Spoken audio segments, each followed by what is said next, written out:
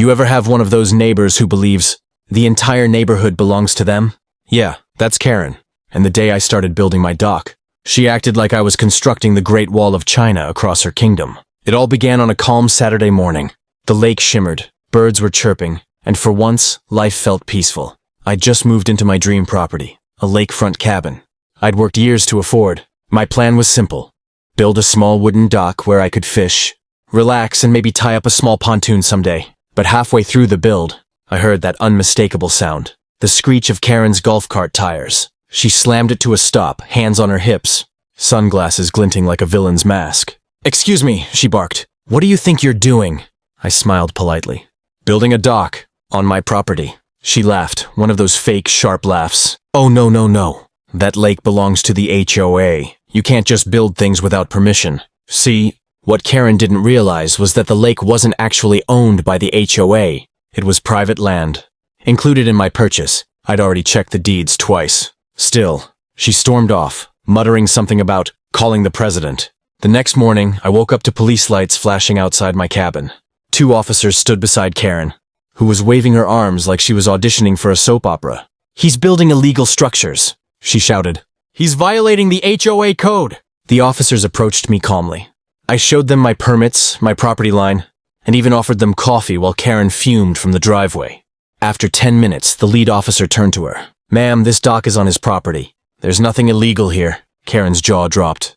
She sputtered. But it's our lake!" "Actually," the officer said, flipping through my paperwork, "it's not." She turned red as a stop sign. Her golf cart sped off so fast, I swear she left skid marks on the gravel. I thought that was the end of it. But little did I know, Karen wasn't done. Not even close. What she did next turned a simple lakeside project into a full-blown neighborhood war, and by the time it ended, she'd be paying me every single month. If I thought Karen's tantrum was over, I was dead wrong. The day after the cops left, my dock mysteriously became the hottest topic on the neighborhood Facebook page. Can you believe some people think they can just steal lake access? One post read, by none other than Karen Thompson, HOA board member, part-time busybody, and full-time chaos machine. By noon, half the comments were calling me a rule breaker. The other half were asking who even gave me permission to move in. Classic HOA drama fueled by Karen's rumor mill. I tried to ignore it. I kept building my dock plank by plank, while Karen lurked from her backyard with binoculars, like some suburban spy. She even started a lake preservation committee, which I later learned consisted of just her and her dog, Baxter. One afternoon, as I was staining the final boards, she marched over again, clipboard in hand, camera recording. "You are officially being fined," she snapped. $200 per day until you remove that illegal structure. I laughed, thinking she was bluffing. "Karen, you can't fine me. This lake isn't even part of your HOA." She smirked. "We'll see what the county says." The next week, I started getting letters. Real, printed ones from the HOA. Each one accused me of breaking visual harmony guidelines, disrupting natural aesthetics, and my favorite, lowering neighborhood property values. I replied to each letter with one sentence.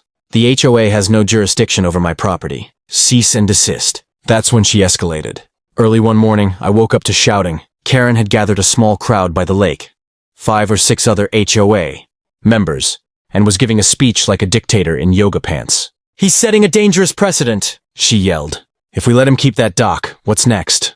Jet skis? Floating bars?" I watched from my porch, sipping coffee. When I walked down to confront her, phones immediately started recording. I kept my voice calm. "Karen, you're trespassing." She crossed her arms. "We're protecting community rights." "You're standing on my land," I said, pointing at the property line marker she was literally standing over. For a moment, she went silent. Then, like a true villain, she smiled. "Fine. If you want to play hardball, I'll bring lawyers." That's when I decided if Karen wanted war, she was going to get one. Karen didn't bluff this time. A week later, I was served an official-looking envelope, certified mail, HOA logo printed right at the top. It claimed I had knowingly violated community property rights and demanded the immediate removal of my dock. But here's the thing. I'd been expecting this before even buying the property. I'd paid a surveyor to verify every inch of my lot line, including my section of the lake. The dock was well within my rights. Still, the letter felt like a challenge, and I wasn't about to back down, so I called my attorney. He laughed when he saw the paperwork. "They don't have a leg to stand on. This isn't even their lake." We drafted a firm response letter and sent it straight to the HOA office. It basically said, Any further attempts to claim authority over my property will result in legal action for harassment and defamation. I figured that would shut things down, but with Karen, logic didn't apply. 2 days later, she went on another Facebook rant, accusing me of environmental damage, noise pollution, and recklessly endangering aquatic life. You'd think I'd built a nuclear power plant instead of a dock. Then came her masterstroke. She hired her own independent surveyor, who conveniently found that my dock extended 1 foot into HOA territory. She paraded that report around like it was the 10 Commandments, announcing an emergency board meeting to vote on legal recourse. When I showed up to that meeting, all eyes turned toward me. Karen was at the head of the table, smirking. "Well, look who decided to join us," she said. I stood calm and collected. "I'm here to clear the air. You're making false claims, and I can prove it." I laid my official survey papers on the table. The HOA president, a quiet man named Dennis, studied them for a long moment. Then he looked at Karen. "These are county-verified records," he said. "He's in the clear." Karen's smile vanished. "That can't be right! He's lying!" Dennis sighed. "Karen, the HOA doesn't own the lake. He does." For a moment, the room went dead silent. Karen turned red, then pale. She gathered her papers, muttered something under her breath, and stormed out again. I thought it was over, but it wasn't, because just 2 weeks later, Karma decided to pay Karen a visit, and I didn't even have to lift a finger. 2 weeks after the HOA meeting, the strangest thing happened. I woke up one morning to the sound of frantic barking. When I stepped outside, I saw Karen standing by the lake, her dog, Baxter, barking at something floating in the water. Her dock, yes, the one she secretly had built years ago, had broken loose overnight. Half of it was floating toward my property line, planks snapping like matchsticks in the current. I couldn't help it. I laughed. She saw me and shouted, "This isn't funny! Do something!" I grabbed my coffee mug, leaned against my perfect, solid dock and said, "Sure thing. Karen, want to use my dock to pull it in?" Her face twisted. She hesitated, clearly hating the idea. But her dock was sinking fast and she had no choice. She stomped over, muttering something about temporary permission. As she tried to tie up the remains of her dock to mine, I noticed something poetic. The same HOA that fined me for visual disharmony now had their board members' half-submerged lumber cluttering the lake. By noon, the HOA president showed up. "Karen," he said, "this is a liability. You'll need to pay for cleanup and restoration." Karen's voice cracked. "But I don't even have access to the lake anymore." Dennis pointed toward me. "You'll need to coordinate with the property owner." Her head snapped my way. "You?" I smiled. "Yes, me. The guy you called the cops on." For the first time, she was speechless. She stood there, dripping, furious, and defeated.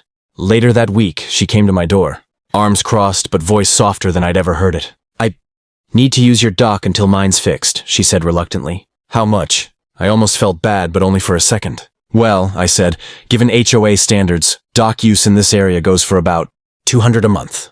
Her jaw dropped. "That's robbery." I grinned. "Call it poetic justice." She paid every month, on time. And the best part? Every time she walks down to use my dock, she has to cross the property line that started this entire war. She doesn't talk anymore. Doesn't post on Facebook.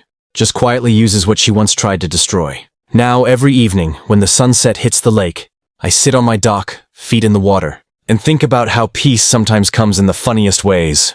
Like when your worst neighbor becomes your best paying customer. Moral? Never mess with someone who knows where the real property line lies. And that's how the same neighbor who once called the cops on me now pays me every month to use my dock. If that's not karma, I don't know what is. If you enjoyed this story, make sure to drop a like, hit subscribe, and comment "Justice served" down below, because there are plenty more HOA and Karen meltdowns coming your way.